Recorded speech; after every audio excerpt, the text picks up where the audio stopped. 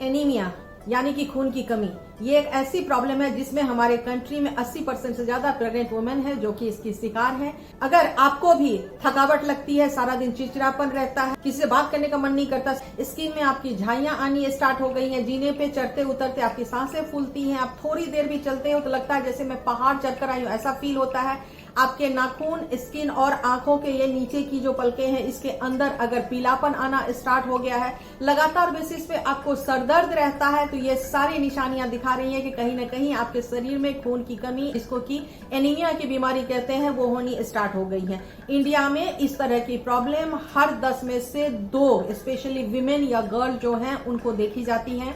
और ये जो प्रॉब्लम है वो बेसिकली होता तो फीमेल में है, लेकिन बहुत ही कम स्लाइट परसेंटेज होते हैं जिसमें कि मेल में भी खून की कमी पाई जाती है, लेकिन वो डिफरेंट टाइप ऑफ एनीमिया होती है। आज मैं आपसे इसी एनीमिया यानी खून की कमी के वजह से किस तरह की प्रॉब्लम्स होती हैं, इसके कारण क्या होते हैं, कितने तरह के ये एनीमिया हो सकते हैं, कैसे हम एनीमिया को फाइंड आउट करें कि मुझे एनीमिया है, और कैसे हम उसको घरेलू होममेड तरीके से पूरी तरीके से अपने शरीर में भरपूर आयरन को और हीमोग्लोबिन को बढ़ा सकते हैं, उसके बारे में आपसे बात करने वाले हैं। तो चलिए फटाफट वीडियो को स्टार्ट कर लेते हैं। हेलो, सलाम, नमस्ते, सत श्री अकाल। मेरा नाम पुनीता झा है। मेरे चैनल का नाम होलिस्टिक हेल्थ विद पुनीता है, जहां मैं आप लोगों को बहुत सारी बीमारियों कैसे आप अपने घरेलू उपाय और आयुर्वेदिक तरीके से पूरी तरीके से क्योर कर सकते हैं उसके बारे में बातें करती हूं। आप अगर मेरे चैनल पर नए हैं और अब तक मेरे चैनल को सब्सक्राइब नहीं किया तो सब्सक्राइब के बटन को क्लिक कर दीजिए, बगल में घंटी है उसको भी क्लिक कर दीजिए और आप हमारे फैमिली में शामिल हो। सबसे पहले ये जान लेते हैं कि ब्लड हमारे शरीर का एक ऐसा तरल पदार्थ है जो कि हमारे बॉडी के डिफरेंट पार्ट्स तक ऑक्सीजन और न्यूट्रिएंट्स को पहुंचाने का काम करता है। जो ये ब्लड होते हैं, इस ब्लड के अंदर भी 3 तरह के सेल्स होते हैं, जिसमें कि एक रेड ब्लड सेल्स होता है, एक व्हाइट ब्लड सेल्स होता है, एक प्लेटलेट्स होता है। रेड ब्लड सेल्स के अंदर हीमोग्लोबिन होता है, मतलब कि हीम मतलब आयरन, ग्लोबिन मतलब प्रोटीन, दोनों को मिलकर हीमोग्लोबिन बनता है। ये हीमोग्लोबिन ही होता है जो हमारे शरीर के डिफरेंट पार्ट तक, हमारे नाखून से लेकर हमारे दिमाग तक ऑक्सीजन पहुंचाने का काम करता है। अब आप में से यहीं पे एक चीज मैं क्लियर कर दूं कि आप में से बहुत सारे लोगों को अगर रेगुलर बेसिस पे हेडेक की शिकायत रहती है, सरदर्द रहती है, आंखों के नीचे डार्क सर्कल की प्रॉब्लम आ जाती है, तो कहीं न कहीं आप सब भी एनेमिक हैं, जिसके वजह से आपके ब्रेन तक माने अपर पार्ट तक पूरी तरीके से ऑक्सीजन का ट्रांसपोर्टेशन, सही तरीके से ऑक्सीजन हीमोग्लोबिन नहीं पहुंचा पा रहा है, या रेड ब्लड सेल्स की जो कमी होती है उसमें कारण ये हो जाती है कि जेनेटिक कोई कारण होती है जिसके रेड ब्लड सेल्स जो है प्रॉपर अमाउंट में बॉडी में नहीं बनते हैं। दूसरा कारण किसी तरह का एलर्जी या किसी तरह का इन्फेक्शन हो जाता है। आयरन और फॉलिक जो कि विटामिन B9 होता है, उसके बॉडी में अगर डिफिशियंसी हो जाती है तब भी ये प्रॉब्लम क्रिएट हो जाती है। अब स्पेशल केसेस में अगर मैं बात करूं तो ये वुमेन में क्यों ज्यादा होती है, क्योंकि वुमेन का मेंस्ट्रुअल साइकिल जो है वो बहुत बड़ा रीजन है उनके शरीर में खून की कमी का होना। हर महीने मेंस्ट्रुअल साइकिल में 4 to 5 days 40 to 50 ml रोज के हिसाब से ब्लड का लॉस उनके बॉडी से होता है, लेकिन उतना उनके बॉडी में पूरे महीने में रिकवर नहीं हो पाता। एवरी डे वो गैप होता है और सालों साल वो गैप धीरे धीरे धीरे करके बढ़ता जाता है। अगर उसको पूरी तरीके से फील नहीं किया जाए तो थोड़े दिनों के बाद वही सीवियर रूप ऑफ एनीमिया लेना स्टार्ट कर देता है। और ये प्रोसेस गर्ल्स में टीन एज से स्टार्ट हो जाते हैं, जब उनके साइकिल स्टार्ट होते हैं, और टिल जब तक मेनोपॉज उनका होता है, उनके साइकिल बंद होते हैं, तब तक चलता रहता है। इस बीच में उनकी डिलीवरी होती है, इस बीच में उनकी प्रेगनेंसी होती है, तो बहुत सारे फेजेस ऑफ लाइफ वुमेन को फेस करना पड़ता है, जिसके वजह से उनका बॉडी बहुत ज्यादा इसके प्रोन हो जाता है। अब एनीमिया भी डिफरेंट कारण से होती है। पहला जो होता है वो आयरन डेफिशिएंसी के वजह से एनीमिया होती है। इसमें हमारे बोन मैरो जो होते हैं उसको रेड ब्लड सेल्स को क्रिएट करने के लिए आयरन की जरूरत होती है, और जब हमारे बॉडी में आयरन की कमी हो जाती है तो रेड ब्लड सेल्स प्रॉपर नहीं बन पाते हैं या सही नहीं बन पाते हैं, तब ये डेफिशिएंसी हमें फेस करनी पड़ती है। दूसरी जो एनीमिया होती है उसमें विटामिन C की अगर डेफिशिएंसी वाली एनीमिया हो जाती है, जिसमें कि बॉडी को फॉलेट चाहिए होता है, विटामिन B12 चाहिए होता है और विटामिन C चाहिए होता है। अगर इन तीनों चीजों की बॉडी में कमी हो गई तो सही तरीके से रेड ब्लड सेल्स का जो है फंक्शन नहीं हो पाता है और सही तरीके के रेड ब्लड सेल्स क्रिएट नहीं हो पाते हैं। इन्फ्लामेटरी प्रॉब्लम अगर बॉडी में है, किसी का कैंसर का ट्रीटमेंट चल रहा है जिसकी वजह से कीमो या रेडियो हो रहा है, किसी को किडनी डिजीज की प्रॉब्लम है, किसी को IBD की प्रॉब्लम है, किसी को क्रॉन्स डिजीज की प्रॉब्लम है, या कुछ लोगों को HIV या एड्स से रिलेटेड प्रॉब्लम है, तो ऐसे लोगों के बॉडी में भी जो है रेड ब्लड सेल्स प्रॉपर नहीं बन पाता, जिसकी वजह से एनीमिया होने के चांसेस इंक्रीज हो जाते हैं। एक होती है जिसको एप्लास्टिक एनीमिया कहते हैं। ये एक रेयरों में रेयर डिजीज माना जाता है, जिसमें कि आयरन की बिल्कुल भी जरूरत नहीं होती, आयरन की कमी भी नहीं होती, लेकिन उसके बाद भी लोगों के अंदर बहुत ही सीवियर एनीमिया की प्रॉब्लम हो जाती है। और ऐसे समय में, और मोस्टली ये ऐसे लोगों में होती है जिनको कि ऑटो इम्यून डिसऑर्डर की प्रॉब्लम होती है, या किसी केमिकल के वजह से बहुत जहरीली उनके बॉडी में इफेक्ट आया है, जैसे कि लेड हो गया। बोन मैरो डिजीज में ल्यूकेमिया आपने नाम सुना होगा, या माइलोफाइब्रोसिस की प्रॉब्लम जो आप सुना होगा किसी के नाम से कहीं भी कभी भी। तो इस तरह की प्रॉब्लम हो जाती है, जिसके वजह से बॉडी के अंदर आरबीसी इफेक्ट होता है, रेड ब्लड सेल सही काउंट में बन नहीं पाते हैं। और लास्ट में एक हीमोलिटिक एनीमिया होती है। आप सब जानते होंगे कितनों को डेंगू और मलेरिया जब होता है तब उनके प्लेटलेट्स काउंट्स बहुत ज्यादा कम हो जाते हैं। ये वही फेज होता है जिसमें कि बनते तो रेड ब्लड सेल्स हैं, लेकिन बहुत फास्ट वो बॉडी में डिस्ट्रॉय हो रहे होते हैं, जिसकी वजह से उनकी कमी हो जाती है और फिर डेफिशिएंसी, बहुत सीवियर डेफिशिएंसी क्रिएट हो जाती है। अब मैं बात करूं आयुर्वेदा की, तो आयुर्वेदा में इसको पांडु रोग कहते हैं। ये वात, पित्त और कफ तीनों के इनबैलेंस की वजह से क्रिएट होता है। पांडु का मतलब होता है पेल हो जाना। तो पीलापन लिए हुए शरीर जब हो जाती है तब इस तरह की प्रॉब्लम होती है। और तीनों दोषा जो एक साथ हमारे बॉडी में विकृति क्रिएट करता है, जिसकी वजह से ये प्रॉब्लम हो जाती है।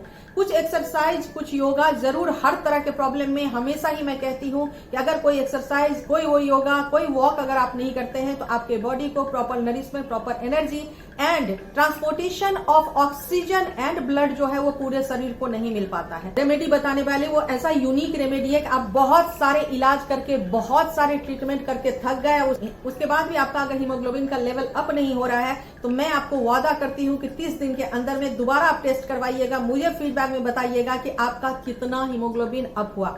आपने जूस जिंदगी में बहुत सारी पी होंगी, बहुत तरह के पी होंगी, लेकिन आज जो मैं आपको जूस बताने वाली हूँ, ना सिर्फ आपके बॉडी के नरिशमेंट इंक्रीज करेगा, आपके बॉडी में हीमोग्लोबिन के लेवल को इंक्रीज करेगा, आपके एनीमिया को पूरी तरीके से खत्म करेगा, आपके बॉडी में जान, एनर्जी और स्फूर्ति को भी पूरी तरीके से एक्टिवेट कर देगा। इसके लिए हमें लेना क्या है कि हमें लेना है 3 चम्मच एलोवेरा का जूस। आप एलोवेरा का ऑर्गेनिक जूस मार्केट से खरीद सकते हैं, कोई प्रॉब्लम नहीं है। अगर आपके घर में एलोवेरा है तो आप उसके पल्प को पीसकर, छानकर उसका जूस निकाल सकते हैं, चॉइस आपकी है।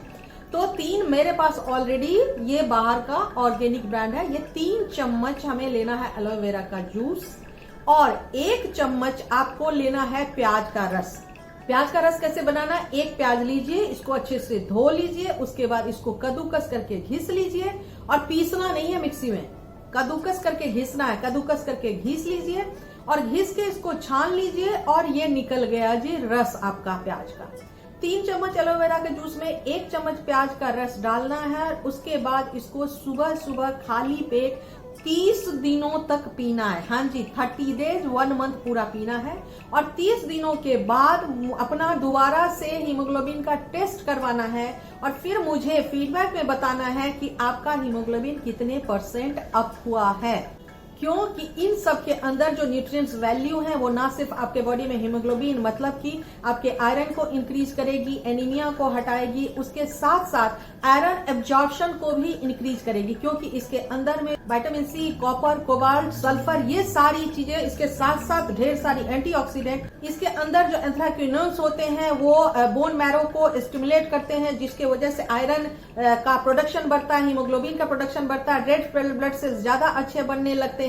और एंटीऑक्सीडेंट जो है वो इन्फ्लेमेशन वगैरह को, इंटरनल इन्फ्लेमेशन वगैरह को कम करके आपके बॉडी में एक्टिवेशन इंक्रीज कर देता है, रेड ब्लड सेल्स को इंक्रीज कर देता है और आपके हीमोग्लोबिन का लेवल जो है वो अप हो जाता है। तो एक रेमेडी से 4 तरह के, चारों तरफ से फायदा। इसका मतलब ये हो गया कि एक एनीमिया पे चौतरफा बार करके हम कैसे इसको अप करेंगे, उसका ये रामबाण इलाज है। अब हम आते हैं अपने दूसरे रेमेडी पे। दूसरे रेमेडी पे भी ऐसे लोगों को जिनको की क्रॉनिक एनीमिया है, बहुत सालों से एनीमिया है, बहुत सारी चीजें कर ली, उसके बाद भी अगर उनको फर्क नहीं पड़ रहा है, तो उनके लिए ये जो मैं उपाय बताने वाली हूँ ये 100% वर्क करेगा। आंवला फैमिली का एक बहुत ही वाइल्ड स्वरूप है जिसको हम कहते हैं भूमि आंवला। ये भूमि आंवला का पाउडर तकरीबन सेम लुक में होता है जैसा कि आम आंवले का होता है।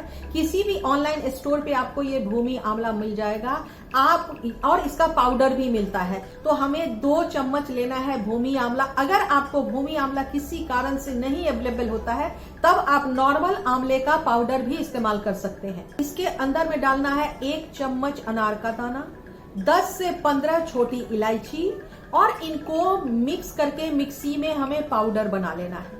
इस पाउडर को रख लेना है। हर रोज सुबह खाली पेट आधा चम्मच गुनगुने पानी के साथ पीना है, क्योंकि इसके अंदर जो छोटी इलायची है उसके अंदर भरपूर मात्रा में विटामिन सी होता है।